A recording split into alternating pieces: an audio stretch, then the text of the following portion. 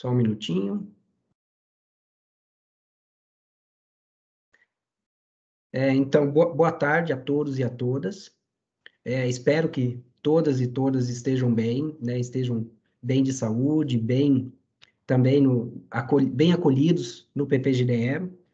Eu sou o professor Júnior Garcia, eu sou casado, pai de 2 filhos, eu sou bacharel em Ciências Econômicas pela Universidade Federal do Paraná, mestre em Desenvolvimento Econômico Agrário e Agrícola e doutor em Desenvolvimento Econômico, Espaço e Meio Ambiente pelo Instituto de Economia da Unicamp. Eu sou professor do Departamento de Economia e professor permanente do PPGDE. Eu sou bolsista Produtividade em Pesquisa do CNPq, vice-presidente da Sociedade Brasileira de Economia Ecológica, EcoEco. Sou coordenador do Grupo de Estudos em Macroeconomia Ecológica, GEMAECO, registrado no CNPq e vinculado à Universidade Federal do Paraná. Também sou membro do Núcleo de Estudos em Economia Social e Demografia Econômica, UNESD, vinculado ao Departamento de Economia. Aqui um parênteses, desde o início da pandemia, nós do UNESD temos acompanhado a evolução da pandemia no Paraná. Então, caso vocês queiram ter acesso a algumas informações, visitem o nosso site, o site do UNESD, www.nesd.fpr.br. Eu também sou embaixador do Parent Science. O Parent Science é uma iniciativa da professora Fernanda, da Universidade Federal do Rio Grande do Sul, que busca trazer uma reflexão sobre a maternidade e a paternidade na ciência, na pesquisa como um todo. Uma tentativa de incentivar a criação de ações políticas para acolher e para reconhecer a maternidade e a paternidade na ciência. Em 2021, nós estamos, apesar do calendário um pouco complicado que nós estamos vivendo desde 2020, eu ofereci na primeira parte de 2021, no PPGDE, a disciplina DECO 7014, Economia Ecológica, que já encerrou, e nesse segundo período do PPGDE, estou oferecendo a disciplina DECO 7066, Tópicos Especiais 4, Macroeconomia Ecológica. Então, essa disciplina está em andamento, e para 2022, eu pretendo também oferecer ambas as disciplinas, tá bom? Ao final, caso alguém queira também tem alguma dúvida sobre as minhas áreas de pesquisa, sobre as atividades que eu desenvolvo, tanto no PPGDE, no Departamento de Economia, quanto externa, como, por exemplo, na EcoEco, no GEMAECO, fique à vontade para perguntar também, tá bom? Vou compartilhar a tela com vocês e vamos iniciar a apresentação. Pronto. Estão vendo na tela? Tudo certinho? O silêncio indica que está tudo certo. Obrigado. Opa, está tudo certo, Júnior. Obrigado, Nilton. Reconheci pela voz aí. Então, vamos lá. O seminário que eu vou tratar com vocês hoje, o tema, é a nova geografia da agropecuária brasileira e os desafios logísticos. Está aqui meu e-mail.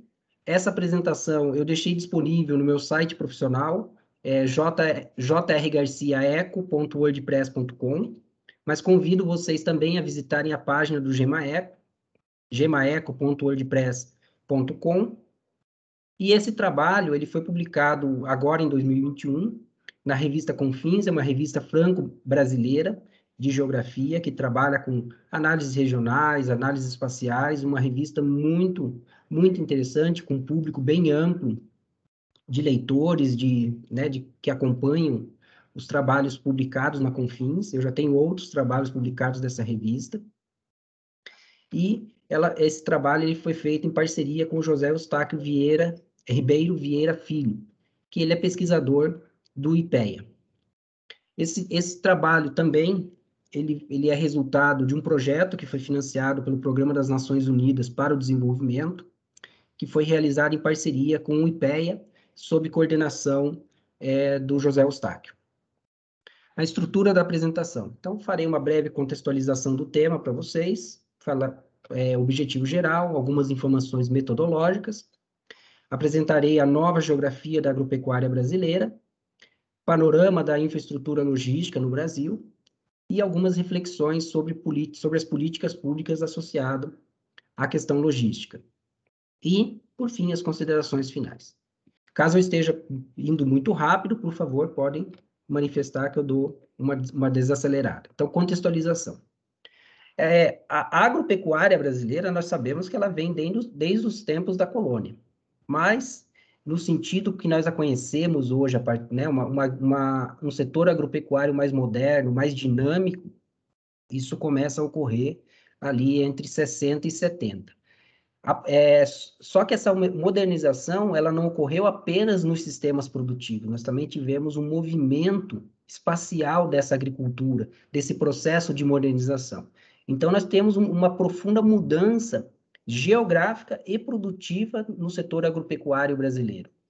Nós temos um movimento muito intenso, que foi a interiorização da produção e, com isso, o surgimento de enormes desafios, porque nós sabemos que o Brasil é um país continental e, quando nós falamos numa interiorização da produção agropecuária, e nós sabemos que qualquer produção envolve matéria, ou seja, nós estamos falando de questões físicas, então nós temos deslocamento não só da produção, né, do resultado do sistema produtivo, mas também com uma necessidade de movimentação dos insumos necessários para essa produção.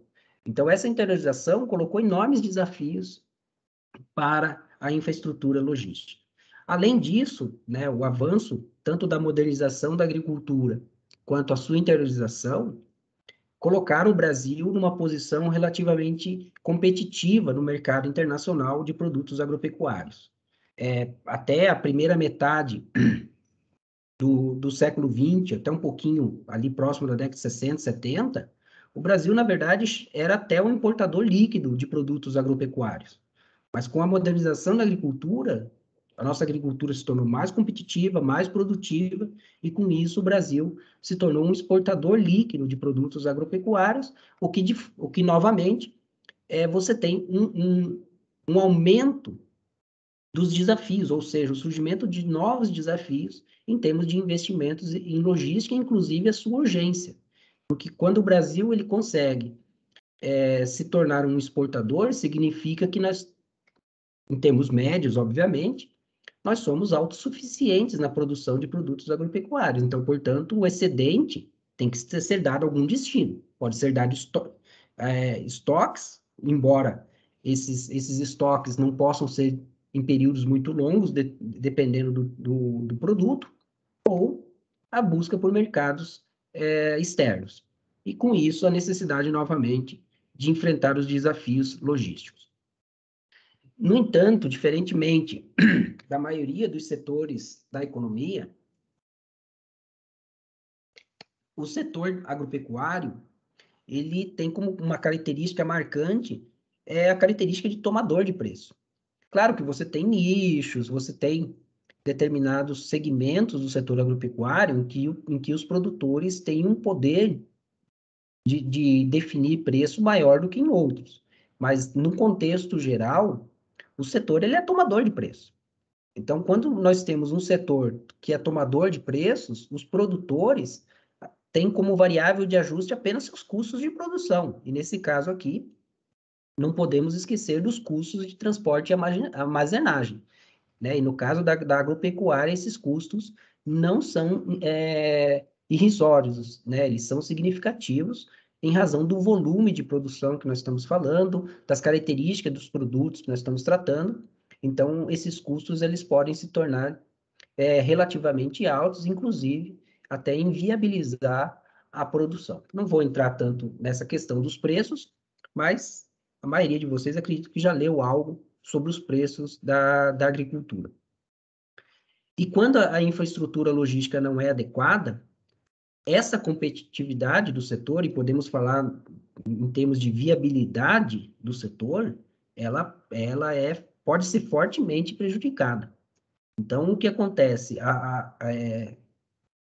Não apenas os custos de produção dentro das propriedades, ou seja, os sistemas produtivos dos estabelecimentos agropecuários são importantes na dinâmica do setor, mas como também os elementos externos à propriedade rural. aos estabelecimentos agropecuários, e nesse caso, esse trabalho ele destaca a questão da infraestrutura logística. Então, o objetivo, dado esse contexto, o objetivo geral é apresentar a nova geografia da agropecuária brasileira e discutir alguns dos desafios logísticos resultantes dessa nova geografia. Para fazer isso, vou destacar algumas informações metodológicas, o trabalho está mais detalhado. Primeiro que a logística não é apenas a movimentação, né, de mercadorias, de qualquer bem físico. Na verdade, nós estamos falando de um setor de prestação de serviços. E esse setor, ele inclui tanto transporte, armazenagem, quanto gestão de fluxo de materiais. Percebam que logística não é uma atividade tão simples como pode sugerir o termo. Na verdade, é uma atividade extremamente complexa que vai exigir uma infraestrutura também significativa e complexa. Desde grandes investimentos em infraestrutura, como, por exemplo, um porto, seja um porto marítimo, um porto fluvial, quanto também construção de ferrovias, rodovias, estruturas de armazenagem, mas também tecnologia da informação. Principalmente no nosso caso, que o Brasil é um grande exportador, é crescente a necessidade de rastreamento dessa produção. E veja, nós estamos falando de vários tipos de produto com características distintas que precisam ser rastreados, e não só isso. Entra a própria questão da qualidade, da seguridade dos produtos, principalmente no caso dos produtos alimentícios. Então, as questões logísticas, elas não podem ser vistas apenas no curto prazo. Você tem que ter uma perspectiva de longo prazo, ou seja, um projeto de longo prazo para tentar amenizar os desafios ou os gargalos que vão surgir. No entanto, quando nós percebemos, no entanto, essa discussão ela também se associa a fatores de curto prazo, como, por exemplo, a própria gestão dos produtos e do transporte. No caso da agricultura, nós temos os períodos de safra e entre-safra, e isso exige muito planejamento para evitar algo que no passado era muito característico, principalmente aqui no Paraná, as filas na BR-277 de caminhões de soja ou milho esperando para embarque, porque todo mundo queria embarcar no mesmo momento. E, além disso, né, no caso da produção de alimentos, o desafio é enorme, porque a maioria dos produtos alimentícios, eles são perecíveis. E, como eu já destaquei, esses preços são determinados pelo mercado. Então, o agricultor, ele precisa ter um bom planejamento, tanto do sistema produtivo, quanto da questão do escoamento de sua produção. Uma síntese das etapas metodológicas, eu trabalho com análise espacial, eu uso o ArcGIS. Toda essa análise aqui ela foi desenvolvida com o auxílio do ArcGIS, eu tenho uma licença original para trabalhar com ele, e essa análise espacial eu utilizei o mapa de cobertura e uso das terras, o mapa fornecido pelo IBGE. O IBGE tem um projeto em que ele tem atualizado a cada 2 anos o mapa de cobertura e uso. Existem outros mapas, mas eu decidi utilizar o do IBGE, porque, na verdade, eu não utilizo necessariamente o mapa em si, mas eu utilizo o mapa como um meio para tentar mapear a nova geografia da agropecuária brasileira a partir de um método chamado o inverso, a ponderação pelo inverso da distância. E com isso nós temos um mapa que, como qualquer modelo, tem suas limitações, mas permite que você tenha uma visualização um pouco melhor da localização da produção agropecuária, mas também do movimento no espaço da produção agropecuária. Também utilizei os dados agropecuários, os dados do IBGE, do CIDRA particularmente, e esses dados na tentativa de amenizar também as sazonalidades da atividade agropecuária, eu utilizei com médias trienais. E utilizei os mapas relacionados à infraestrutura logística, então mapas de rodovias, ferrovias e etc. E essas informações elas foram trabalhadas, como eu disse, com o auxílio de geotecnologias, particularmente com o ArcGIS, e no qual me permitiu identificar as regiões ou a nova geografia. E a partir disso, a análise dos desafios logísticos com base nos resultados e na literatura. Então, inicialmente, a nova geografia da agropecuária brasileira. Na sequência, eu vou apresentar alguns mapas que vão ilustrar esse movimento, né, da agropecuária brasileira a partir para alguns produtos característicos, não são para todos, porque nós sabemos que existe uma relativa concentração da agropecuária brasileira em alguns produtos, e não só isso, em termos físicos, né, que é importante, porque nós estamos falando logística, nós estamos falando dessa movimentação física, então quanto maior a produção, maior a demanda por serviços logísticos, que coloca enormes desafios para o Brasil. Então, a análise para essa movimentação, ela fica um pouco restrita à disponibilidade dos dados do IBGE. Eu utilizei os dados do Sidra, como eu disse para vocês, e o período inicial da análise foi 1980, como eu disse, pela média trienal. Então, só aqui para vocês visualizarem qual era o mapa, ou qual era a geografia da produção de soja no Brasil no início dos anos 80. Então, ela estava concentrada basicamente na região sul, nos 3 estados, mais no Paraná e Rio Grande do Sul, em menor volume em Santa Catarina, e ela já estava presente no Mato Grosso do Sul e algumas áreas de Goiás, Mato Grosso e ali entre São Paulo e Minas Gerais. No entanto, quando nós saltamos para o último período da análise, que foi a média trienal 15-17, quando foi preparado esse trabalho, é visível a mudança da geografia, no caso do sistema soja no Brasil. E é interessante você visualizar essa mancha aqui, eu não sei se vocês conseguem visualizar o meu mouse aqui, mas entre Tocantins, Maranhão, Piauí e Bahia, que ficou conhecida como a chamada Mato Piba. Mas percebam que você tem um avanço para o interior do Brasil expressivo. Aqui, só para vocês terem uma ideia na legenda, no mapa anterior isso não reflete tanto. As manchas vermelhas aqui, nós estamos olhando uma produção que varia entre 600 mil e 2 milhões de toneladas de soja, tá bom? E esses mapas, como eu disse, eles foram gerados com a integração dos dados do Sidra com um mapa de uso e cobertura da terra. Por que não utilizei os municípios? Porque os municípios, quando você está na região sul, sudeste, em que você tem, até nordeste também, que você tem municípios pequenos, você até consegue ter uma relativa visualização da informação, mas quando você vai para o centro-oeste e norte, em que os municípios têm um tamanho muito grande, o visual do mapa ele fica muito comprometido. Então, quando eu utilizo essa técnica, que eu uso o mapa de cobertura da terra, eu consigo ter um pouquinho mais de precisão, porque eu uso a categoria agropecuária do mapa de uso da terra, e eu faço essa integração dessa informação com os dados do Sidra.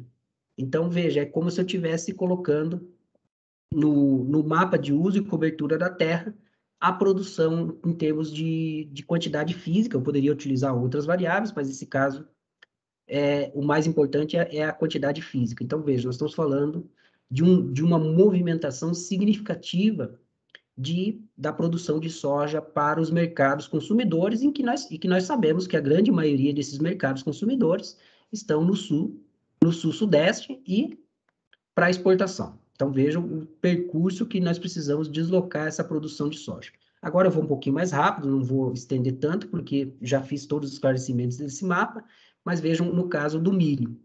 E nós temos, na verdade, o complexo soja-milho. Mas olha o que acontece, é um mapa muito similar ao que você tem da soja. Por quê? Porque elas caminham juntas, essas culturas. Embora você tenha a presença do milho também nas pequenas propriedades, para uso dentro da propriedade, e por isso que o mapa acaba ficando com um verdinho um pouco mais claro, não significa que dentro da Amazônia tem tanto milho assim, principalmente nas áreas do estado do Amazonas, mas o que interessa são as áreas que ficam em laranja escuro e vermelho, que elas representam onde está, de fato, a intensidade, a concentração da produção de milho, tá bom?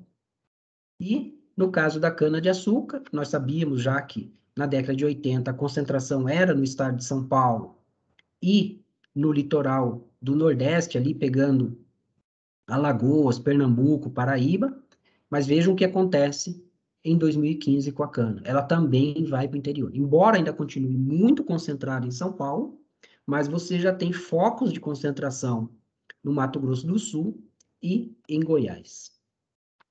No caso da pecuária bovina, ela naturalmente ela estava muito mais espalhada pelo Brasil. Na verdade, a maior área ocupada no Brasil é com a pecuária bovina. Nós estamos falando de quase 200 milhões de hectares, mas vejam o que acontece com o avanço dessa pecuária no Brasil. Que é aquela característica, não vou discutir aqui, que nós sabemos que primeiro a dinâmica do desmatamento, né? Você tem o desmatamento, inicialmente você coloca pastagem para, vamos dizer assim, demarcar a ocupação da terra e, na sequência, você vai fazendo todos os trâmites para regularizar essa terra, ou não, ou até por meios que nós sabemos não convencionais, não legais, em que você oficializa essa terra. Mas o que é interessante aqui, ó, olha para onde vai essa pecuária aí, em concentração significativa em termos de número de cabeças bovinas, bem em direção ao coração da Amazônia. Não veio o caso discutir essa questão do impacto ambiental aqui, mas aquilo que eu tenho chamado a atenção nesse trabalho é justamente que esse boi, independente da dinâmica que veio, ele vai ter que ser deslocado. E aí onde entra a logística. Temos também o Brasil um grande produtor de aves, né, galinhas, galos, frangos e etc. E o que você observa também, e aqui é algo interessante, que ele também vai na mesma direção em que você tem a expansão da soja e do milho. Nós sabemos que a base da ração para a criação dessas aves é soja e milho. Então, na tentativa de você aproveitar preços melhores, porque como você tem o efeito dos custos de transporte do interior para os centros consumidores, tanto doméstico quanto externo, esses preços no local de produção eles são menores. Então você tenta também expandir, aproveitar esse diferencial de preços e com isso, ao invés de ficar transportando grãos, você transporta carne, que você já tem um valor agregado um pouco maior do que só vender o grão. E por fim, nós temos o suíno de maneira também similar, tanto com aves quanto bovino, ele é criado em todo o Brasil, em grande medida, mas você também tem um movimento, uma concentração nas regiões que se tornam grandes produtoras de milho e soja. Aqui as tradicionais áreas, né, que vocês já devem ter lido algo, do Paraná e de Santa Catarina, um pouquinho no Rio Grande do Sul, elas se fortalecem, né, nesse período, tanto aqui a região oeste do Paraná e a região do interior de Santa Catarina. E essa nova geografia, ela reflete nos dados agregados. Só para vocês terem uma ideia, o Brasil, nós acabamos olhando ele a partir dessa nova geografia, no que nós chamamos de Arco Norte e Arco Sul. Então, o Arco Sul, que pega basicamente as regiões sul e centro-oeste, sudeste, e parte do Mato Grosso do Sul, em 97, ela respondia por 62% da produção, e o Arco Norte, 38%, que pega ali já acima do Mato Grosso do Sul. Quando você vai para 2017, você tem uma inversão. O Arco Norte ele já responde pela maior parte da produção brasileira de soja e milho. E no caso das exportações, em 97 a exportação era zero, pelo menos os registros, e em 2017 essa exportação já alcança 21% das exportações brasileiras. Então vejam, isso reforça ainda mais a questão da importância da logística, do sistema logístico para a agropecuária brasileira. Feito a apresentação da nova geografia da agropecuária brasileira, vamos para um panorama da infraestrutura logística relacionada, claro que é muito difícil você fazer essa relação com a agropecuária, mas com os mapas isso te permite um pouco você visualizar. Então, por exemplo, aqui nós temos a malha rodoviária estadual e federal do Brasil. Isso aqui é do... Ai, me fugiu, ó. É do Ministério da Infraestrutura. E percebam nessa elipse aqui, que a região em que você tem a nova geografia, você tem grandes vazios em termos de rodovias estaduais e federais. Isso não é muito bom, por quê? Porque nós sabemos que você tem que agora deslocar uma grande quantidade física de soja, milho e outros produtos agropecuários, porém, a infraestrutura rodoviária, ela é extremamente deficiente, tanto em termos de qualidade, como da própria disponibilidade. Então, veja, você tem grandes vazios, e nesses vazios você tem propriedades rurais. E aí, como que você vai contornar esses desafios?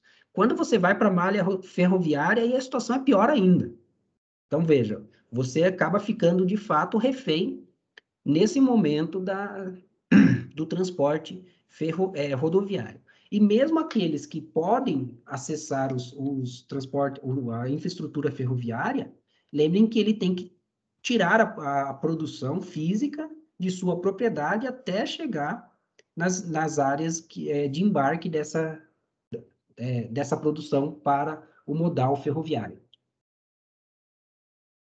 Então, percebam que, por exemplo, no estado do Mato Grosso, praticamente inexiste uma infraestrutura ferroviária, pelo menos até 2017. Quando você vai para a malha hidroviária, que também é uma opção, né? Então você também tem a área navegável, a situação não é muito diferente da situação que nós visualizamos na ferrovia. Então nós temos um grande vazio logístico na região agora que ela se tornou uma das principais regiões produtoras né, de soja, milho, carne e etc., cana-de-açúcar, etanol, do Brasil. Você vai olhar também a infraestrutura de armazenagem e logística, em termos de capacidade, o que você percebe? Também que essa região, embora abrigue uma parcela importante da produção, é uma região que tem uma carência de infraestrutura de armazenagem muito importante. E a armazenagem, na verdade, principalmente para soja, milho, ela tem, nesse caso aqui que nós estamos falando praticamente de grãos, ela tem, na verdade, um caráter estratégico. Veja, se as propriedades têm acesso à possibilidade de armazenagem, elas podem controlar o escoamento, elas podem esperar melhores preços. Então, por exemplo, nós sabemos que no momento de safra existe a possibilidade de queda de preços, porque você tem, né, um aumento da oferta em um período relativamente curto. Então, você pode ter uma queda de preço e os produtores podem se utilizar desse sistema de armazenagem de maneira estratégica, tanto para se beneficiar dos custos de transporte, ou seja, esperar custos menores, quanto também esperar preços menores. Claro que essa armazenagem implica em custo, porque nós estamos falando de um produto perecível, por mais que ele tenha, você consiga armazenar por um período relativamente mais longo do que outros produtos, como, por exemplo, tomate, mas não deixa de demandar cuidados e, nesse caso, investimentos e custos, né, custos envolvidos na manutenção desses produtos. Então, esse panorama, nós temos a seguinte síntese, que o Brasil ele tem mais ou menos 1,7 milhões de quilômetros de rodovias, mas apenas 12% dessas rodovias são pavimentadas. Então, percebam que nós estamos falando que a maior parte, né, os dados mostram que a maior parte da infraestrutura do modal rodoviário é composto por rodovias de qualidade duvidosa, o mínimo que podemos falar. E desses 12%, nós estamos falando que, mais ou menos, os dados mostram que 19 mil estavam sob concessão privadas e apenas 6 mil quilômetros são das rodovias federais, elas são duplicadas. No caso das ferrovias, nós estamos falando de 30 mil quilômetros, sendo 29 sob concessão privada, das hidrovias, 21 mil quilômetros navegáveis, e aqui cabe um parênteses, né, a crise hídrica que nós estamos vivendo, nós sabemos que boa parte das hidrovias, das importantes hidrovias brasileiras, que servem ao escoamento da produção agropecuária, elas estão paradas, porque o nível dos rios e de reservatórios está muito baixo, não permitindo que sejam navegáveis. E nós temos mais ou menos 1,7 mil estruturas de armazenagem no Brasil. O que, se considerar que o Brasil é uma potência agrícola, é uma quantidade insuficiente e pouca, deixando os produtores numa situação relativamente descoberta em termos de estratégia, tanto de preços, de custos de transportes. A partir desse panorama, né, da nossa nova geografia da agropecuária e do panorama logístico brasileiro relacionado à agropecuária, nós podemos fazer algumas reflexões. Alguns dados estão apresentados no trabalho, não trouxe aqui para não estender demais essa apresentação e cansá-los muito com esses eventos online, mas nós observamos na pesquisa que nós temos uma queda significativa nos investimentos em infraestrutura de transporte. Então, veja, nós já temos enormes gargalos na infraestrutura logística do Brasil, especialmente no interior, e apesar disso, nós temos uma queda nos investimentos. Nós temos um predomínio ainda dos investimentos em rodovias, então, mesmo com essa interiorização, que poderia significar um incentivo para investimentos em ferrovias, você continua concentrado os investimentos em rodovias, que nós sabemos que é um modal mais caro e que também tem um custo de transporte muito significativo, tanto para os produtores quanto para a própria sociedade. Um estudo da CNT, Confederação Nacional do Transporte, apontou que o Brasil, na época do nosso levantamento, que o Brasil teria mais ou menos 2.600 projetos que são essenciais em termos de infraestrutura, o que demandaria um investimento da ordem de 1,7 trilhões de reais para a realização desses projetos. Nesse sentido, é claro que o Estado ou o governo brasileiro sozinho não tem condições de fazer isso. Então, nós sabemos que nós precisamos articular as chamadas parcerias públicos-privadas, inclusive não restritas aos grandes empreendimentos, mas pensar também em empreendimentos menores com essas parcerias público-privadas, incluindo produtores rurais. Nós sabemos, principalmente na região centro-oeste, nós temos grandes produtores rurais lá que eles poderiam participar desses projetos. E também, algo que é muito claro, nós temos uma questão da necessidade de um investimento contínuo no setor logístico, agropecuário, né? Porque o aumento da demanda, nós sabemos tanto pelas projeções que nós temos de aumento da demanda mundial por alimentos e produtos renováveis. Não vou entrar nas discussões aqui das questões de desenvolvimento sustentável, mas nós sabemos que uma das frentes para o enfrentamento das mudanças climáticas relacionadas ao desenvolvimento sustentável é justamente você investir em recursos renováveis, dentre eles recursos produzidos pela agricultura. O etanol é característico desse investimento, hoje principalmente, no passado nem tanto, mas agora ele é mais fortemente associado a isso, assim como o biodiesel e outros tipos de bios que nós temos. Não estou nem falando de biocombustíveis, mas vocês devem, né, acompanhar aí os desenvolvimentos tecnológicos em bioplástico, embalagens, componentes agora utilizando recursos ou materiais fornecidos pelo setor agropecuário. Então, queira ou não queira, a perspectiva é de aumento da demanda por produtos da agropecuária. E desse modo, além das mudanças tecnológicas, como eu disse, o setor logístico ele é altamente complexo, exige muita ele é intensivo também hoje em tecnologia, então você tem que constantemente acompanhar essas melhorias para manter a eficiência, aumentar a eficiência, e não podemos esquecer da própria depreciação, né? Nós estamos falando, o interessante de analisar essa dinâmica da geografia agropecuária e dos desafios logísticos do setor agropecuário, é porque nós estamos falando de uma realidade física, uma realidade real, em que nós estamos sujeitos à depreciação, e não só isso, como eu destaquei no caso dos produtos, né, a própria deteriorização desses produtos. E um componente que merece muita atenção é a segurança jurídica institucional. E aqui em diversos aspectos, tanto para incentivar e viabilizar as parcerias públicas-privadas, mas como também em termos da própria questão ambiental.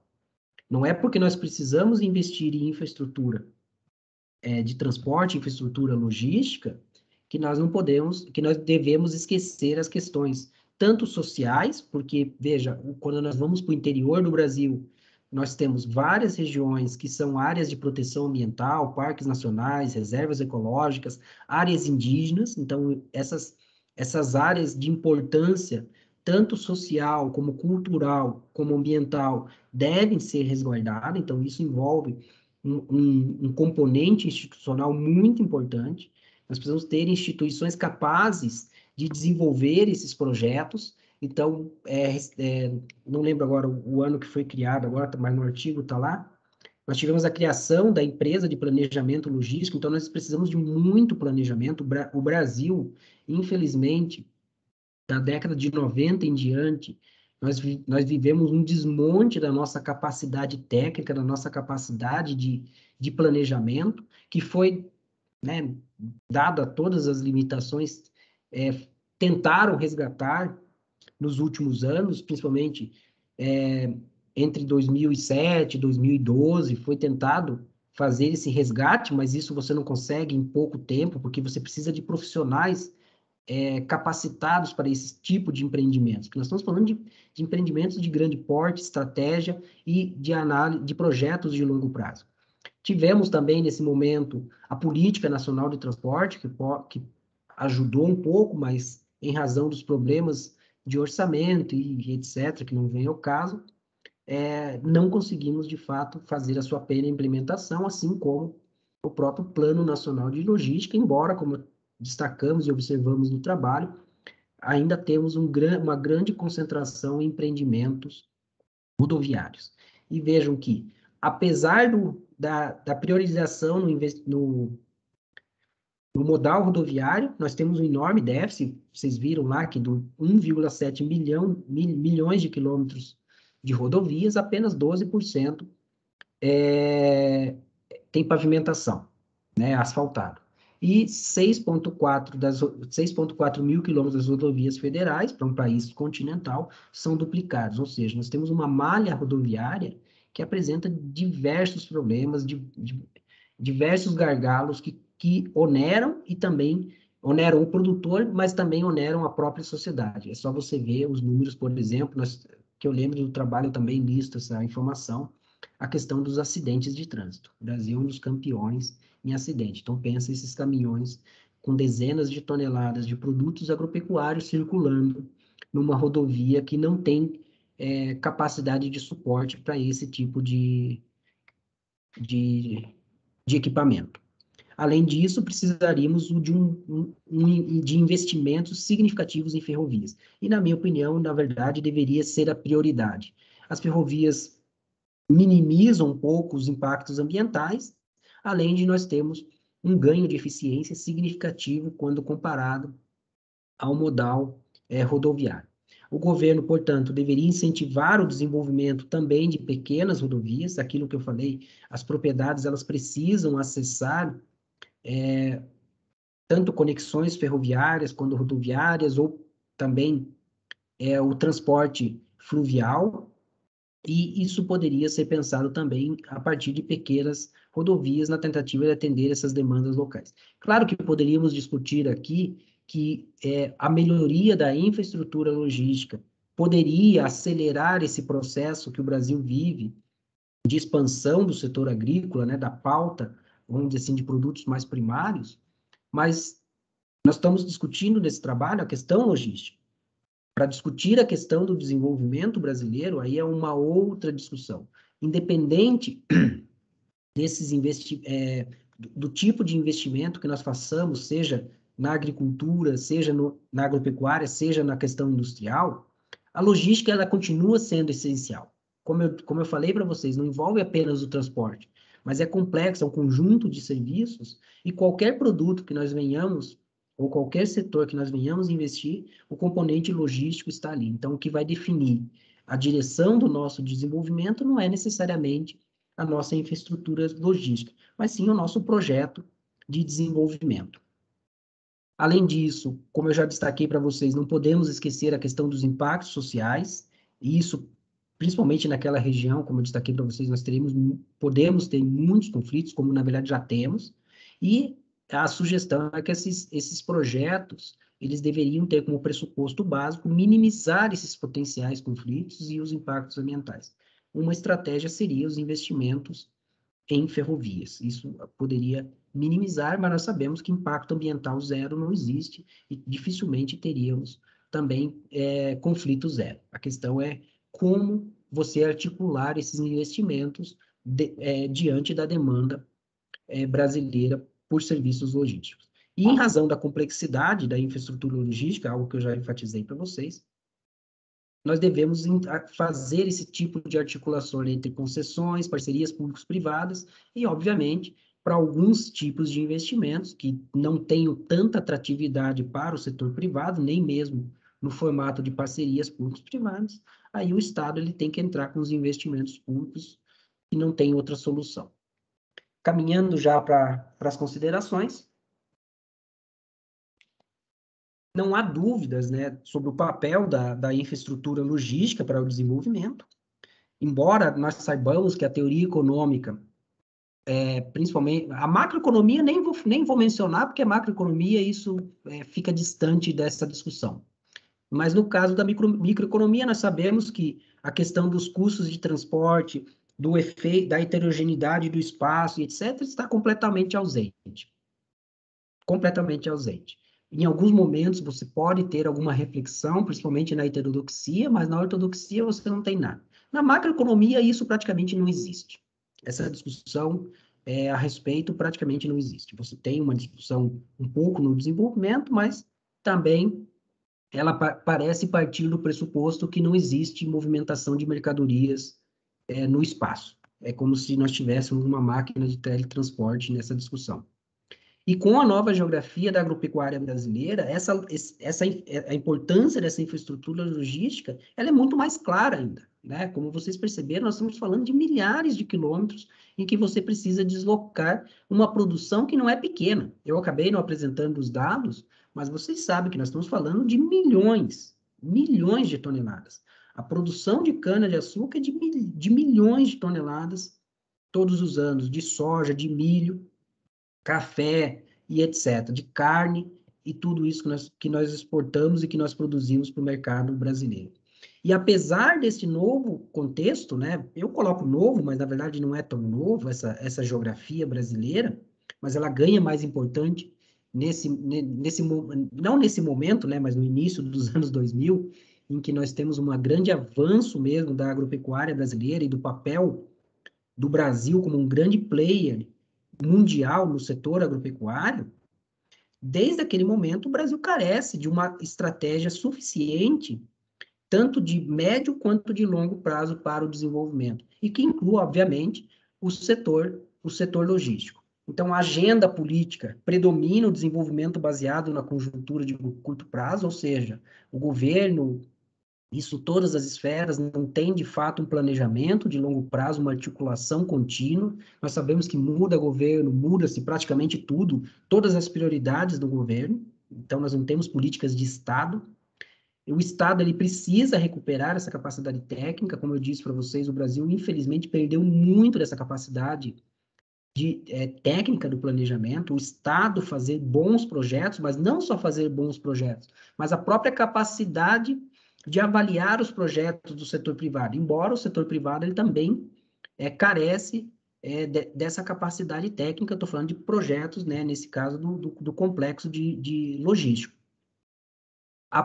E apesar dos avanços que nós tivemos nos últimos anos, isso é inegável, tivemos avanços, não dá para negar, mas o desafio ainda é enorme. Então, o Brasil sofre com a baixa eficiência e com os gargalos logísticos.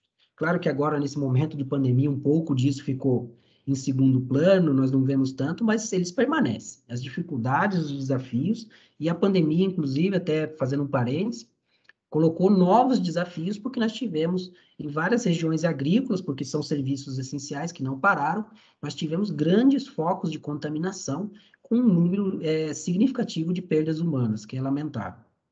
E isso justamente em problemas de infraestrutura logística, de sistemas produtivos e etc. O que fica claro também, que ficou claro na nossa pesquisa, que, embora nós tenhamos identificado algumas ações individuais, os produtores se articulando paralelo ao Estado, essas ações elas são limitadas, porque o enfrentamento desses problemas, desses desafios logísticos postos pela nova geografia do setor agropecuário, eles exigem necessariamente projetos nacionais. Não é possível. Vocês viram que a agropecuária brasileira, ela ocupa hoje uma grande parcela do território nacional, mas ela está distribuída pelo território nacional. Então, não é possível você, por exemplo, um estado, um município, falar em projetos de infraestrutura logística sem a participação do governo federal. Não, na verdade, esses projetos têm que ser projetos nacionais em que você articule todos os agentes envolvidos, inclusive, como eu destaquei para vocês, os produtores. E a parceria público-privada pode auxiliar na realização desses investimentos conforme com um adequado tratamento das questões ambientais e sociais. Era isso que eu tinha para falar para vocês hoje. Agradeço a audiência e a atenção de vocês. Peço desculpa por algum eventual equívoco aqui. E agora vou parar de compartilhar a tela e abrir a palavra para comentários, observações, perguntas, caso tenha alguma. E como eu disse também, como eu sou professor permanente do PPGDE, caso você tenha alguma pergunta também relacionada à minha carreira profissional, o que eu faço no PPGDE, na Federal do Paraná, também estou à disposição. Eu vi que o Vitor já levantou a mão aqui. Vitor, passo a palavra a você. Obrigado, professor. Boa tarde a todos. Consegue me ouvir? Perfeito, estou te ouvindo perfeitamente. Pronto. Boa tarde, Vitor. Boa tarde. Minha dúvida é mais na questão, por exemplo, o senhor falou que tem integração entre governo federal, produtores, e sobre essa questão da logística. Eu queria que o senhor falasse um pouco mais sobre a questão da FIOL, né, que eu já vim se arrastando um bom tempo essa ferrovia oeste-leste aqui na Bahia, por exemplo, que faria essa ligação entre o município de Barreiras ali, que é uma região dessa agricultura da Matopiba que o senhor falou, com o porto de Ilhéus. E eu queria saber como é que do senhor, como é que isso, por exemplo, pode impactar na criação de outras ferrovias pelo país, né? Porque essa ferrovia vem se arrastando há muito tempo e eu acho que só por agora que saiu uma concessão, um PPI para que ela fosse terminada. Eu queria saber do senhor como é que a finalização dessa ferrovia poderia impactar, por exemplo, numa construção de outras ferrovias que viessem do norte, principalmente do Mato Grosso do Sul, também para aumentar essa logística e tudo mais de ferrovias no país. Obrigado, Vitor. Eu vou responder primeiro, porque senão eu esqueço e aí fica até complicado responder para todo mundo. Vou tentar ser breve.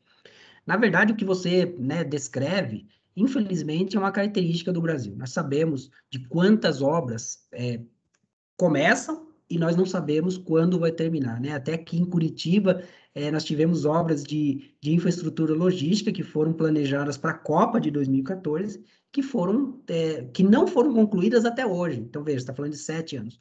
O que eu tenho para te dizer é que eu não vejo vamos dizer assim, eu não vejo que terá um incentivo para outras obras. Te coloco assim, né? Se nós já tivemos essa obra, como outras concluídas, principalmente nesse modal mais integrado, em que você, né, tenta combinar marítimo, fluvial, ferrovias e o modal rodoviário, porque não tem como você também escapar do modal rodoviário, você não vai colocar trilho de trem em cada propriedade, então você vai ter deslocamento rodoviário. Eu não vejo que a conclusão dela vai incentivar. Porque, como eu destaquei na apresentação, infelizmente o Brasil carece há muito tempo. Na verdade, desde que nós saímos né, não é que seja um mérito, né, mas desde que nós saímos daquele período da ditadura, o Brasil carece de projetos. O que você tem são programas, políticas, mas não projeto, entende? O projeto ele é algo maior, é um projeto de desenvolvimento. Embora eu tenha tratado do tema logístico, mas nós precisamos discutir esse projeto de desenvolvimento. O que nós precisamos, como que nós vamos superar determinados desafios, definir prioridades, entende? E isso não ocorre. E aí nós temos vários impactos, né? Você falou da questão de barreiras ali. Eu tenho 2 trabalhos na região do Mato Piba, também feito em parceria com o José Eustáquio. Um é a questão econômica, outra é a questão ambiental.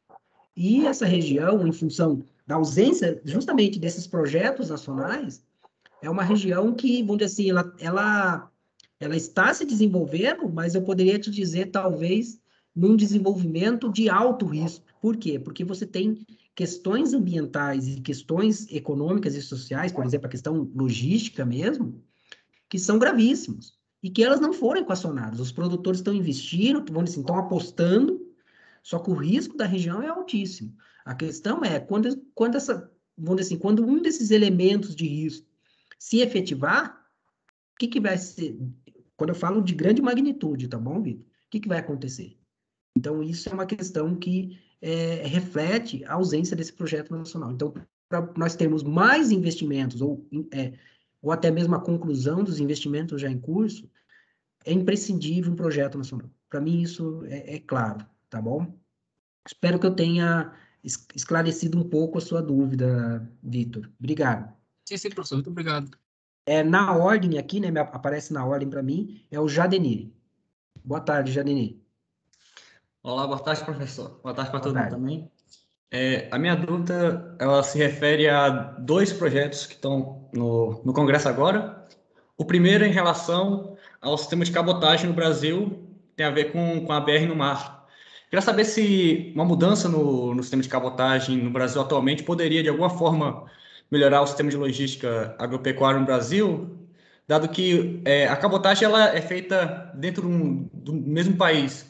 Se de alguma forma, ou seja direto ou diretamente, isso poderia impactar na logística agropecuária, apesar da maior parte da agropecuária estar longe do mar aqui no Brasil.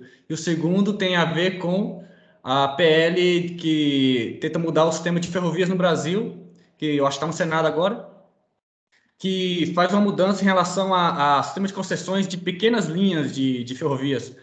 Em vez de fazer grandes entroncamentos, como a FIOL, como a Transnordestina, entroncamentos poderiam ter, sei lá, 300 quilômetros, 400 quilômetros, que poderiam ajudar cidades mais pequenas que também têm agropecuária muito forte nesse sentido. Eu queria saber só a opinião em relação a esses dois projetos. E é isso. Obrigado. Obrigado, Jacqueline. Vou ser claro com você, eu não li os dois projetos, tá bom? Não li, então. No caso então, meu comentário vai ser muito mais associado ao trabalho que eu fiz e olhando as questões levantadas por você. Então, no caso da cabotagem, vamos dizer assim, a contribuição, ela pode ser relativamente menor, mas eu diria para você que eu vejo a cabotagem como um modal muito importante para o Brasil. Justamente porque nós somos um país continental. E não esqueça que mais da metade da população brasileira, ela está na costa. Você não pode esquecer disso. Então, mais da metade da população brasileira está na costa. E como que nós fazemos o transporte dessas mercadorias? E vamos nos concentrar na questão agropecuária. Lembre que, bem ou mal, né, todas as pessoas precisam comer 3 refeições por dia. Então, você imagina a quantidade que nós estamos falando de produtos agropecuários que precisam ser movimentados no Brasil diariamente. E como você disse, as regiões produtoras, elas estão, embora elas estejam presentes em todo o Brasil, nós sabemos que nós temos uma relativa concentração espacial. Aí, se nós fizéssemos uma análise por produto, isso fica bem claro quando você faz análise por produto, ou seja, esses produtos precisam chegar aos mercados consumidores. E uma opção para você aumentar a eficiência, inclusive reduzir até impacto ambiental. Como eu disse, não é o foco do trabalho a questão ambiental, mas inclusive reduzir a questão ambiental. Veja que a principal fonte de emissões de gases de efeito estufa, né, uma das principais, desculpa, é o transporte rodoviário. Por quê? Porque utiliza combustível fóssil em sua grande maioria. Mesmo o biodiesel, hoje ele vamos dizer, uma participação muito pequena no volume consumido de diesel no Brasil. Então, boa parte desse transporte poderia ser feito por cabotagem, porque você tem parcela importante da população na área costeira. Então, você poderia destinar a um determinado porto, como Paranaguá, São Francisco do Sul e outros portos, e essa produção poderia ser distribuída, aquela que fica no mercado doméstico, também via cabotagem. Então, você tem várias opções, né, para aumentar a eficiência. No caso das ferrovias menores, entraria, né, esse projeto naquilo que nós comentamos no trabalho, da necessidade desses empreendimentos ferroviários para atender demandas regionais. E posso destacar novamente o próprio efeito ambiental. Então, se você investe, você né, vamos dizer, nessa opção de você ter uma infraestrutura ferroviária para atender demandas regionais, isso vai favorecer a produção agropecuária, porque você pode deslocar esses produtos dos estabelecimentos para os hubs logísticos ou para os portos secos, e com isso fazer o transporte a longa distância. Nesse caso, poderia ser tanto o fluvial quanto o ferroviário. Mas eu volto àquilo que eu comentei para o Vitor. De nada adianta, Jadeni, esses projetos, tanto de cabotagem quanto o de revisão do formato das concessões ferroviárias, se eles não estiverem dentro de um projeto nacional.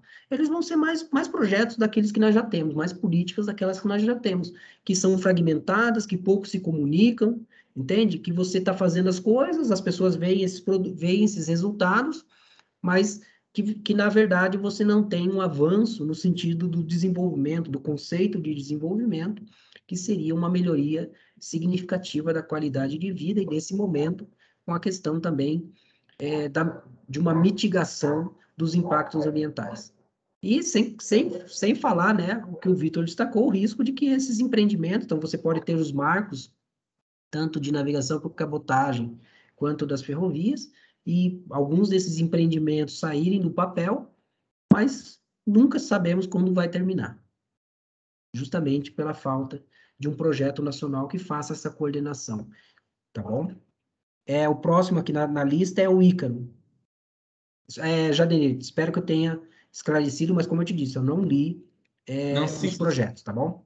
Tudo bem, obrigado, professor. Boa tarde. Muito boa apresentação, professor. Eu tenho uma dúvida que toca na parte que você não falou, e acho que não era o foco do trabalho, mas que sempre me bate aqui, me vem à mente, quando fala de construção de logística, que é a parte realmente da ecologia, principalmente chegando no ponto da Amazônia. Duas coisas que eu reparei, porque como é que tem uma expansão tão grande da fronteira agrícola na Amazônia, se até onde eu lembro de informação de colégio, de que o solo amazônico não é lá muito fértil, então os custos de transformar ele num solo produtivo é alto. E como é que consegue ter essa expansão para essas áreas, sendo que não tem logística para levar os insumos para transformar as coisas, o solo em fértil, e também não tem logística para tirar a produção? Como é que de fato acontece essa expansão da fronteira agrícola dadas essas condições? Eu nunca consegui entender por que vale a pena fazer essa expansão agrícola para a Amazônia, sendo que tem todos esses empecilhos e aumento de custo, e mesmo assim a soja ainda sai barato para vender. Obrigado, Ícaro, pelo comentário. Deixa eu fazer só um parênteses antes. A questão ambiental, vamos dizer assim, é a minha área principal de trabalho, no sentido de que todas as discussões eu incorporo a questão ambiental. Nesse trabalho eu também chego a mencionar, mas vocês sabem que artigo nós não temos muito espaço para explorar todas as questões, mas eu levanto a questão ambiental. A respeito agora, porque aqui é a questão logística, mas a respeito da dinâmica que você falou, que é a dinâmica de ocupação, isso que você falou da questão do solo, isso é verdade, é muito conhecido, tá bom? Isso, na verdade, já está consolidado. O que acontece, o que nós percebemos do grande avanço na Amazônia, ele foi da pecuária. E a pecuária é aquela pecuária extensiva, de baixa produtividade, em que você coloca um boi ou até menos, claro que você não vai dividir o boi, né? Vocês vão entender o que eu quero falar. Menos de um boi por hectare. Ou seja, é uma pecuária de baixíssima produtividade, nessas regiões que você falou. A questão é que, infelizmente, é um movimento muito mais que olha a questão do ganho fundiário. Se vocês pegarem os dados de preço de terra, quando você pega o hectare de uma terra com vegetação nativa, na região né, do Amazonas, ali do Cerrado, ele é, por exemplo, eu lembro de um trabalho que eu fiz recentemente, mais ou menos 3 mil reais por hectare. Claro que depende da região, mas esse dado eu estou falando do Mato Grosso, tá bom? Que ali tem Cerrado, tem Amazônia. E quando você desmata essa região e só planta pastagem, veja, você corta as árvores, joga semente, não faz nada, assim, no sentido de investir em tecnologia, de fazer uma pastagem, né, com investimento planejado, etc. Esse valor de 3 mil, ele pode chegar a 20 mil, dependendo da região. Então, é um movimento muito mais nesse sentido, Igor. Claro que você tem também a grilagem, aí você tem os crimes ambientais, etc., relacionados à própria posse da terra, que é uma terra pública, uma terra do governo, né, do Estado brasileiro. Então, esse é um movimento muito mais complexo que é até um pouco complicado você associar, de fato, a dinâmica da agropecuária brasileira.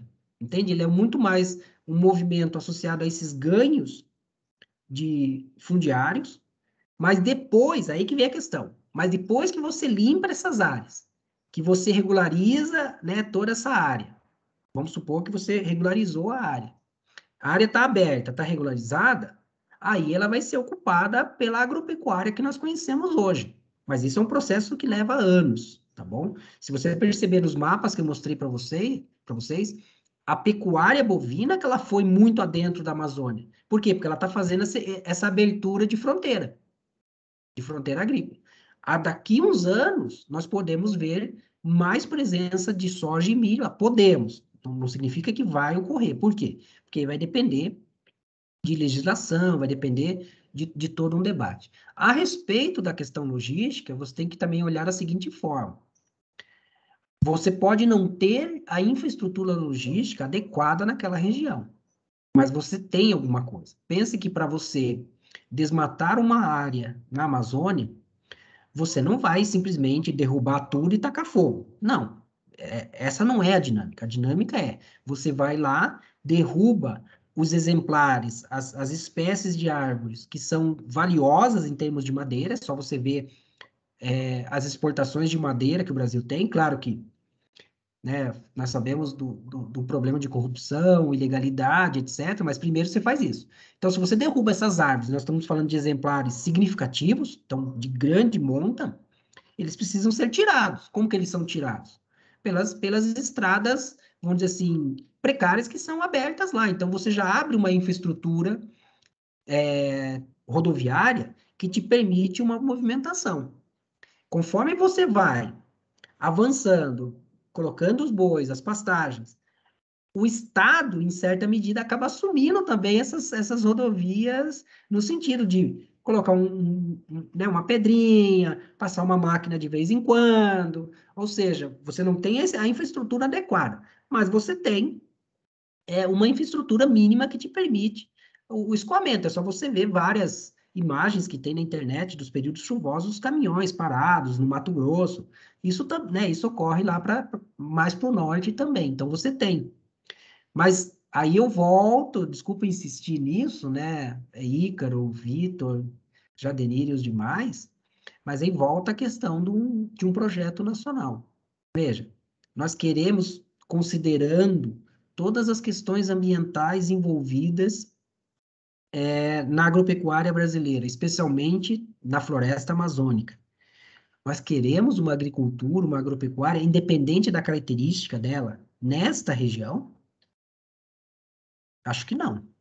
Por quê? Porque os produtos oferecidos, e aí é um debate que eu também faço, caso alguém tenha interesse, que é a importância dos serviços ecossistêmicos oferecidos pelos ecossistemas para a sociedade, eles são infinitamente maiores do que os benefícios de uma agropecuária nessa região. Qual que é o problema?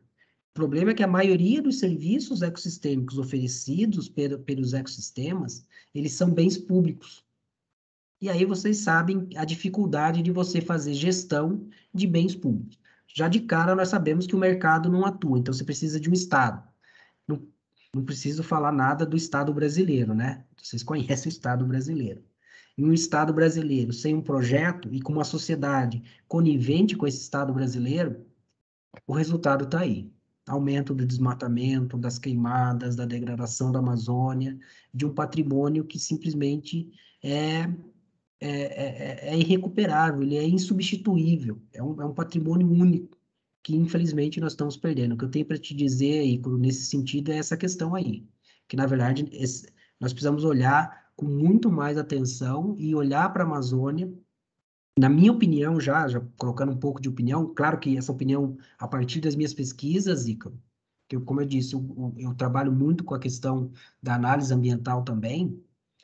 Na verdade, hoje, nós já deveríamos ter como meta de desmatamento legal, zero desmatamento, no sentido mata nativa, tá bom? Aí você tem as florestas plantadas, que é outra coisa.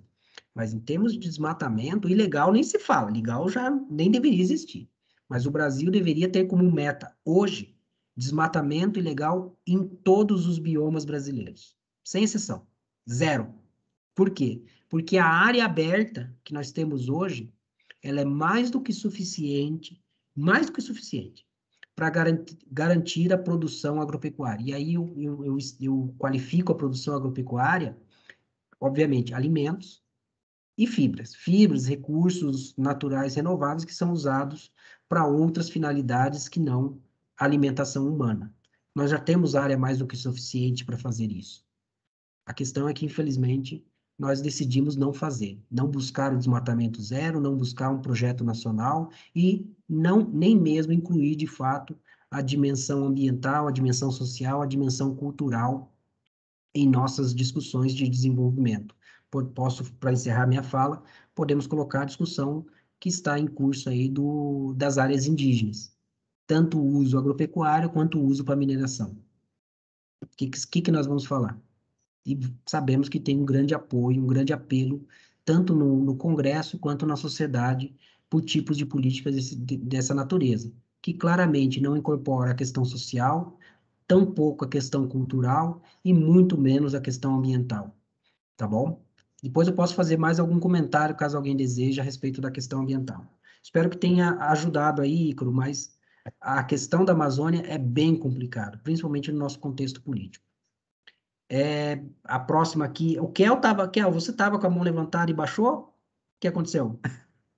Não, agora é minha vez? Eu achava Era que tava... era sua vez, você estava antes da Belisa, a Belisa foi depois, mas é que você baixou a sua mão. Então eu passo a palavra a você. Depois eu passo você, Belisa, porque o Kel estava antes mesmo. Boa tarde. Eu queria saber mais ou menos a respeito do financiamento, porque ali você até toca no assunto quando fala do público-privado, mas eu tinha lido alguns estudos antigamente, assim, a respeito da capacidade que o Estado tem de aumentar os impostos para o setor agrícola, principalmente o ITR, e como isso seria importante também para reduzir esse aspecto que você disse da especulação das terras em ambientes como a Amazônia, o Cerrado, etc. Existe, de fato, esse espaço para também a gente conseguir financiar esse projeto de logística nacional ou não? Como é que... Uhum. Na verdade, a questão do financiamento, ele entra dentro desse projeto nacional. Veja, um projeto nacional, você define o que você quer, né? Então, quais são as prioridades, o que você precisa para alcançar essas prioridades e o que você tem à disposição para realizar, né, aquilo que você gostaria. Nós já sabemos, como economistas, que nós vivemos trade-offs. Então, as nossas prioridades, elas são maiores do que os nossos recursos. Isso é claro. Então, vamos assim, temos que definir prioridades dentro das prioridades. Então, esse é o primeiro passo. A questão do financiamento, como você destacou, eu diria, nós não vamos discutir isso, Kel, na disciplina de macroeconomia ecológica propriamente dito. Talvez não de maneira tão específica, né?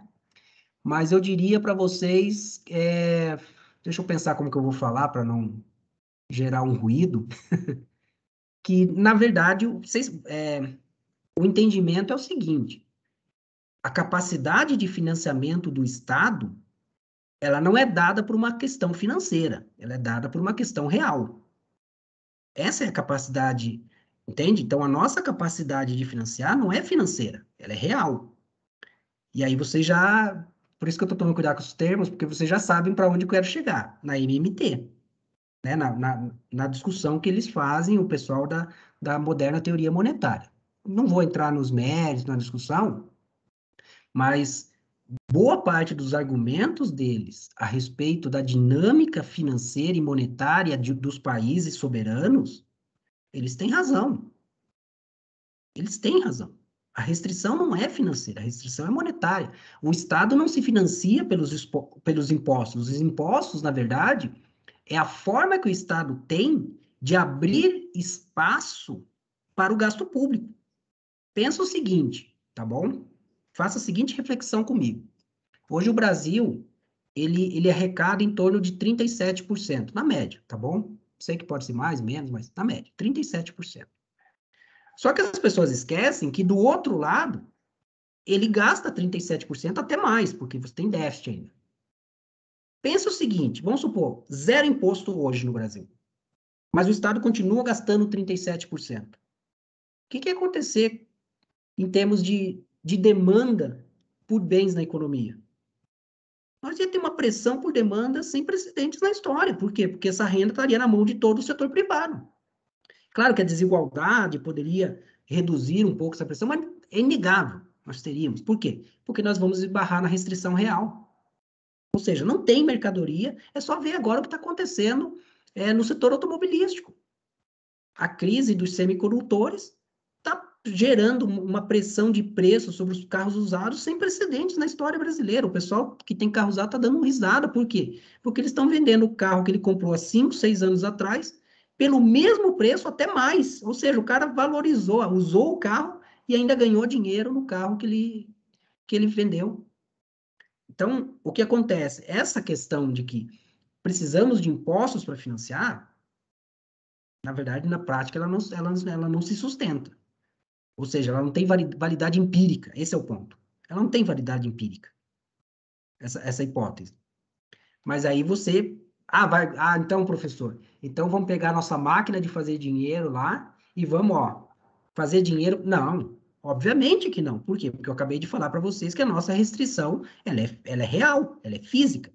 A pergunta é, qual é a nossa capacidade de realizar projetos de infraestrutura logística no Brasil hoje? Ou seja, qual que é o nosso produto potencial deste setor? Essa é a nossa restrição. E para superar essa restrição, precisamos de investimento nos setores que oferecem os equipamentos, os insumos para a expansão do setor de infraestrutura, como também nas empresas que realizam essa infraestrutura. E tudo isso de volta, né, eu volto para o projeto nacional. Tá bom? Então, nesse caso, Kel, a minha posição é essa. Na verdade, não temos restrição financeira ou monetária. A nossa restrição ela é real.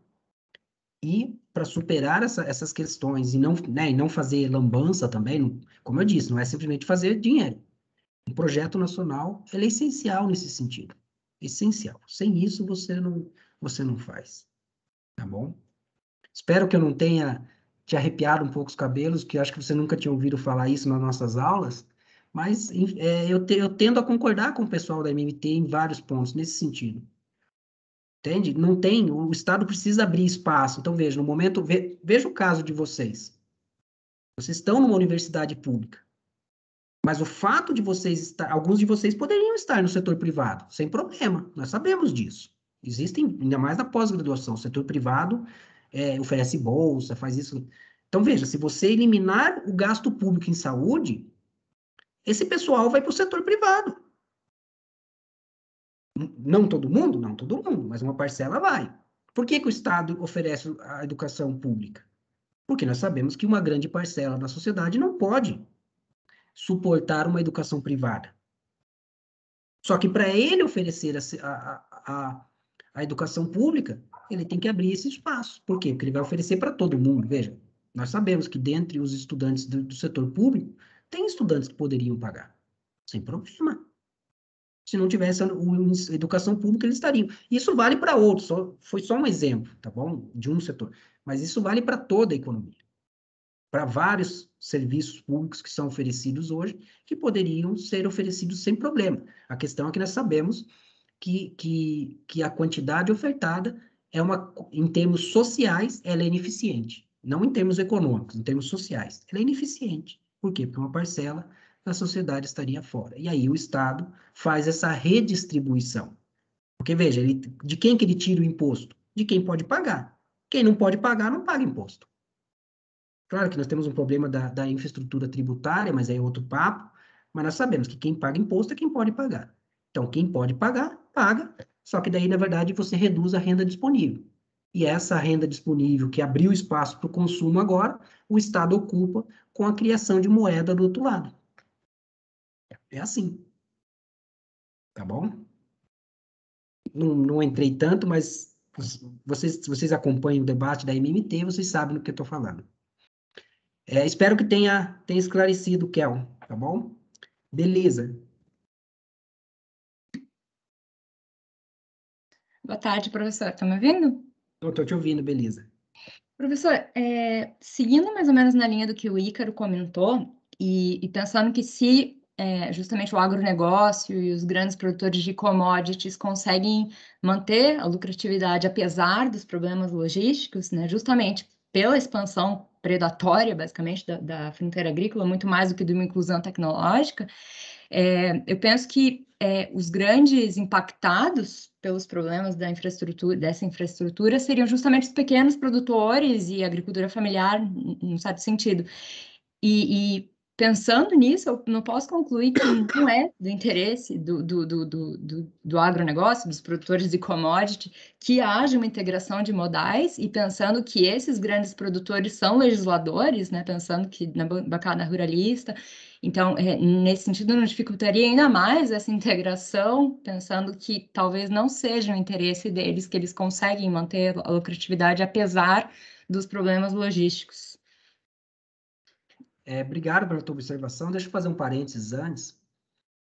Além, né, de que eu trabalho com a questão ambiental, na verdade, praticamente em todas as minhas áreas, eu também trabalho com a questão de economia agrária e agrícola. Vocês lembram até do meu mestrado que eu fiz isso. Então, eu tenho alguns trabalhos nessa área. O que eu queria antes, Belisa, destacar é o seguinte: temos que tomar um pouco de cuidado. Qualquer atividade, tá bom, pessoal? Qualquer atividade, seja econômica, social, nós sabemos que nós temos bons e maus, boas e más pessoas participando dessas atividades. Eu estou usando nem atividade econômica. Nós sabemos disso, nós já vimos desvios de conduta, né, dentro de igrejas. Então, que é algo que você, né, teria, vamos dizer assim, a obrigação de não ter isso, tem. Por que eu estou falando isso? Porque no setor agropecuário você também tem produtores, no sentido do termo, e criminosos. Só que nós não podemos, vamos dizer assim, generalizar que todos são criminosos. Então, o que acontece? Na agricultura brasileira, e até mesmo o termo agronegócio, nós temos que tomar um pouco de cuidado, porque o termo agronegócio, na verdade, ele é usado até de maneira equivocada. Porque o agronegócio, na verdade, ele propõe uma discussão em que você olha a agricultura não como uma atividade isolada, mas ela é integrada a outros setores, tá bom? Por que eu estou fazendo essa observação, Belisa? Porque você tem vários agricultores familiares, eu vou usar o termo familiares porque esse termo é institucionalizado, tá bom? E quando você vai para o termo, por exemplo, pequenos agricultores, agricultura campesina, é mais difícil de você ter uma caracterização que, de fato, represente esse grupo social. Então, eu prefiro usar o termo nesse momento de agricultura familiar, porque isso é institucionalizado. Claro, eles são homogêneos? Obviamente que não. Eles são muito heterogêneos. Eu tenho até trabalhos a respeito disso, tanto dos pequenos produtores, quanto também da agricultura familiar. Mas eu quero destacar o seguinte: você tem agricultores familiares, Belisa, que estão tão integrados à dinâmica econômica quanto grandes produtores. Ou seja, eles são modernos, eles têm intensidade de capital, eles têm tecnologia, eles têm, sabe assim, uma série de vamos dizer assim, de elementos que te colocaria como um produtor do agronegócio. A única coisa que ele não tem é a grande área que normalmente os produtores qualificados como produtores do agronegócio têm. Tá bom? Então, eu queria te fazer só essa observação, que nós temos que olhar com um pouco mais de critério, porque nós temos muitos agricultores, e não são poucos, tá bom? Nós temos muitos agricultores familiares que são tão dinâmicos como qualquer outro agricultor que não é qualificado como como agricultura familiar, desculpa. E, portanto, vamos dizer assim, determinadas decisões poderiam, inclusive, prejudicar esses agricultores. É isso que eu quero destacar. Por quê? Porque eles estão tão integrados, eles também dependem desse conjunto de serviços de comunicação, de logística, de serviços, de tecnologia que vocês nem imaginam. Eu convido vocês a pesquisar sobre Smart Farm, agricultura inteligente. Vocês vão ver tecnologias aplicadas ao pequeno produtor, à agricultura familiar. Inclusive, Belisa, né, eu lembro de você foi minha aluna. Inclusive, a própria agroecologia, ela é tão tecnológica quanto outros tipos de agricultura que nós temos desenvolvido. Só que é uma tecnologia diferenciada, mas ela é baseada, olha, de maneira intensiva em conhecimento, a agroecologia. Então, o que acontece? O Brasil tem, na verdade, uma agricultura muito rica. O problema que eu te digo nesse aspecto que eu estou comentando com vocês, é que, infelizmente, os problemas estruturais da sociedade brasileira como um todo também se refletem no campo. Então, nós temos uma brutal desigualdade de todos os sentidos, entende? E, com isso, uma brutal concentração. Então, veja, a agricultura, ela reflete muitos dos nossos problemas estruturais, que precisam ser combatidos, aí não tenho dúvida, tá bom? Isso é uma questão que eu não tenho dúvida. A respeito agora, né, do teu comentário de que talvez os grandes produtores, eles não teriam interesses de que você tenha, né, uma infraestrutura logística eficiente, não sei se sustenta isso de fato empiricamente. Eu vou te explicar por quê. Primeiro pelo seguinte, o grande produtor, ele consegue se tornar viável justamente pela escala. Entende? Então, ele ganha na escala. Então, pensa o seguinte, tem um produtor no Mato Grosso, Belisa, que ele tem mais de 15 mil hectares. Isso para falar um produtor médio no Mato Grosso. 15, 20 mil hectares de soja. Cada hectare de soja dá mais ou menos 3 toneladas de soja. Você está falando ali em torno de 50 sacas de soja. Se ele ganhar R$1 de lucro por saca de soja, multiplica isso pelas 15 mil, 20 mil hectares, quanto que vai dar de lucro? Então, ele consegue, não vou falar sobreviver, porque não é um termo adequado, mas ele consegue tornar viável a sua atividade via escala, diferentemente do pequeno produtor. O pequeno produtor, ele tem que ser muito intensivo na sua produção. Por quê? Porque ele tem uma área pequena, o agricultor familiar. Você está falando ali, por exemplo, na região sul, de 20 hectares. Então, se ele tirar, por exemplo, R$50 por hectare, ele está morto, comparado a um grande produtor. Então, veja que a margem de manobra dos custos para o pequeno produtor é muito menor. Já no caso do grande produtor, não. Então, qualquer centavos que ele consegue aumentar na eficiência do seu sistema, isso na ponta da linha vai significar milhões de rentabilidade. Tá bom? E esse agricultor, que ele tem esse perfil empresarial, como se fosse qualquer outra empresa capitalista, Belisa, ele está olhando a eficiência. Ele não está olhando esse movimento que o Ícaro falou, de ganho fundiário. Ele não está olhando isso. Abrir uma área para... Não. Ele está olhando o longo prazo mesmo. Ele está olhando... Entende? Ele é um empreendedor como qualquer outro capitalista. Claro que aí podemos discutir os impactos. Não estou tirando isso.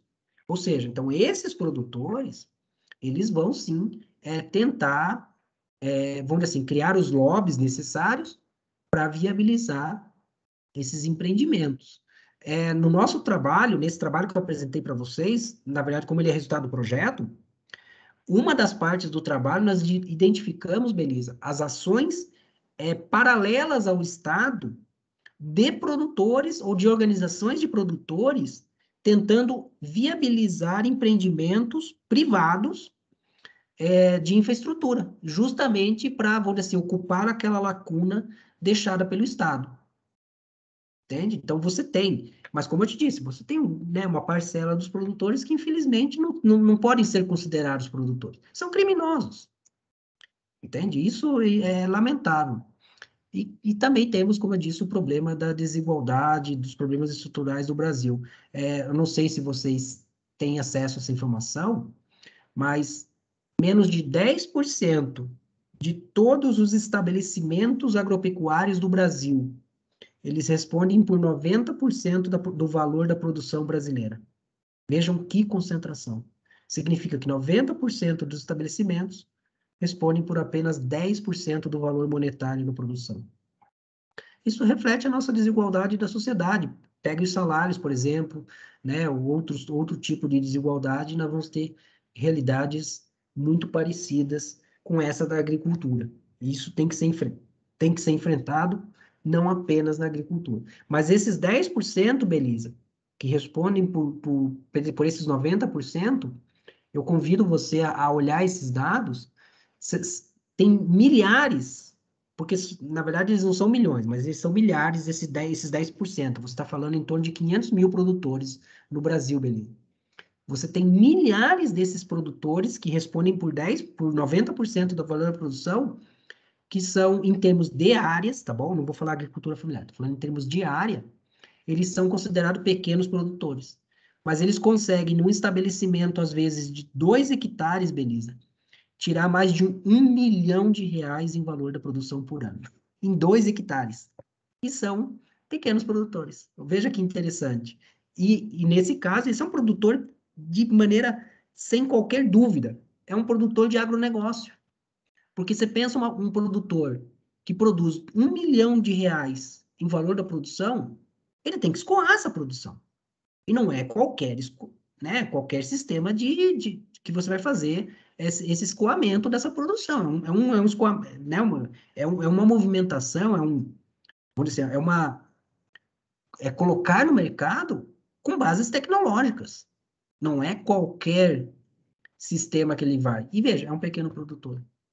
Entende? Então, eu convido vocês, nesse caso da agricultura, e na verdade até uma das minhas reflexões que eu tento fazer no PPGDE apesar do Brasil e do Paraná serem potências agrícolas, agropecuárias no mundo, Paraná inclusive, o nosso programa não tem, né, por exemplo, disciplinas ou uma discussão sobre esse importante setor.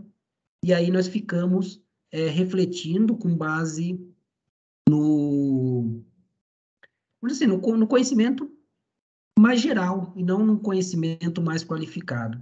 Né? Eu posso falar disso, como eu disse para vocês, eu tenho algumas publicações, convido vocês a consultarem o meu Lattes, eu participo de muitas parcerias, eu tenho parcerias com várias unidades da Embrapa, por exemplo, então eu participo muito também das pesquisas do setor agropecuário, claro que também olhando a questão ambiental, como eu falei para vocês, então eu conheço um pouquinho disso que eu estou falando para vocês sobre a questão agropecuária. E eu gostaria muito também, mas como eu sou uma única pessoa, né, que nós fizéssemos mais dessa reflexão dentro do PPGDE também. Dada a importância brasileira, e você destacou bem, Belisa, né, o Ícaro também destacou isso, o avanço dessa dinâmica do setor agropecuário mais duvidoso em direção à Amazônia é algo que merece muita atenção nossa. E tem trabalhos, por exemplo, eu sugiro vocês consultarem o trabalho de um pesquisador da Embrapa que eu gosto muito, que é o Alfredo Roma, lá da Embrapa do Pará. Ele tem trabalhos interessantíssimos, Belisa, apoiado inclusive na pequena agricultura, para você, vamos dizer assim, zerar o desmatamento na Amazônia. E eu gosto muito da proposta dele, inclusive eu sou um daqueles que tenta colocar a proposta dele em discussão. É muito legal. E baseada em agricultura em geral, obviamente, mas também na agricultura vamos dizer assim, de pequena área.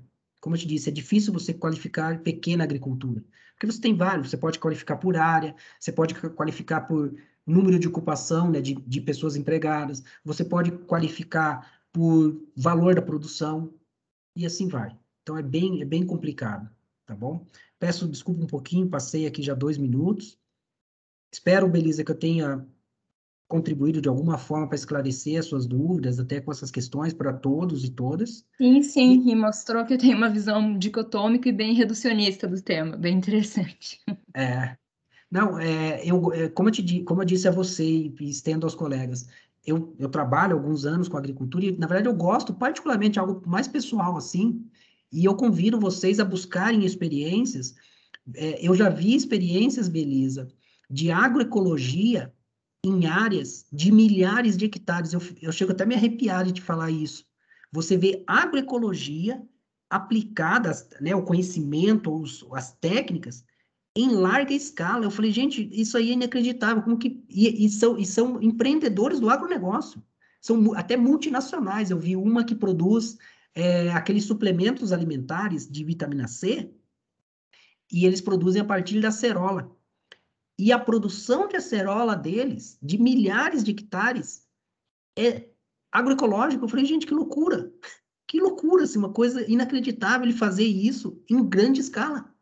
E que todo mundo associa que a agroecologia é do campesino, é do pequeno produtor, é do agricultor familiar, vamos dizer, é um estilo de vida. Não estou desmerecendo, tá bom? Não é isso. Mas para mostrar como nós temos uma visão muito limitada em relação ao agronegócio. Ou melhor, desculpa, em relação ao setor agropecuário. Ele é muito diverso, muito rico, merece muito a nossa atenção, muito mesmo. E eu lembro de você, né, Belisa? Por exemplo, essa questão, né, nós trabalhamos com um conceito também agora, Belisa, de seguridade alimentar, que não é só a segurança alimentar, que é no sentido de ter a quantidade disponível, né, acessível às pessoas, mas também que essa quantidade seja de qualidade, e essa qualidade envolve os processos produtivos, ou seja, um respeito maior ao meio ambiente, minimização de impacto. E se você vê o que está acontecendo onde assim, na ponta da linha dos produtores, que de fato são produtores, é incrível. É incrível. Uma frente de pesquisa que está muito promissora agora é o uso de controle biológico para reduzir o uso de agroquímicos na produção agrícola, Belisa, em larga escala, em grandes propriedades. Isso tem sido uma frente, assim, em franca expansão. Então, veja, quando que você ia imaginar isso? Na grande propriedade? Não, né? Mas a realidade, ela está mudando justamente por esses produtores. Por quê? Porque eles são produtores de fato e não aventureiros ou, né, podemos usar até o termo criminosos como nós temos. Passamos 5 minutos, peço desculpa. Antes de encerrar, abro a palavra a vocês, caso alguém queira fazer algum comentário, né, alguma crítica. Fique à vontade. O silêncio indica que não, então agradeço muito a audiência, agradeço muito as questões levantadas por vocês, todas muito pertinentes. Caso algum de vocês queira em algum outro momento conversar a respeito, como eu disse para vocês, eu trabalho também com a questão agrícola, tenho um parceiro na Unicamp, tenho outros parceiros, como eu disse, tenho parcerias com as unidades da Embrapa, inclusive, estamos para fazer um projeto bem legal de produção orgânica, Belisa, muito interessante, e de agronegócio, que, assim, são coisas que você vai aprendendo, tá bom? Estou à disposição para o contato de vocês, qualquer coisa, tem meu e-mail e sabe onde me encontrar. Então, boa sorte aí no curso de vocês e nos vemos numa próxima, tá bom? Fiquem bem. Tchau, tchau. Abraço.